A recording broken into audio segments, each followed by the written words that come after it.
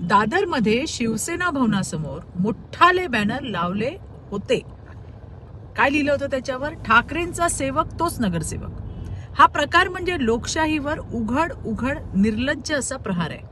जनतेने निवडलेले प्रतिनिधी हे लोकांचे सेवक असतात, कोणाच्याही घराण्याचे गुलाम नाहीत.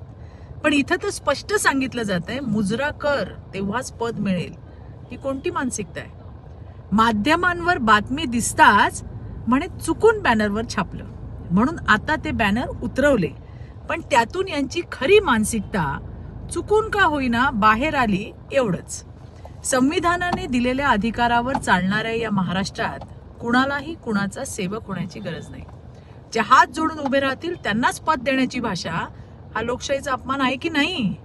आणि आज अशा घोषणा बिनधास्त लावल्या जात असतील तर ही धोक्याची घंटा आहे. संविधान वाचवाच्या बोंबा मारणाऱ्यांकडूनच संविधानाला धोका कसा निर्माण होतो हे या बॅनरने उघड झाले. लक्षात ठेवा, पालिकेत ठाकरेंचा नाही जनतेचा सेवक लोक निवडून देतील. धन्यवाद. जय हिंद, जय महाराष्ट्र.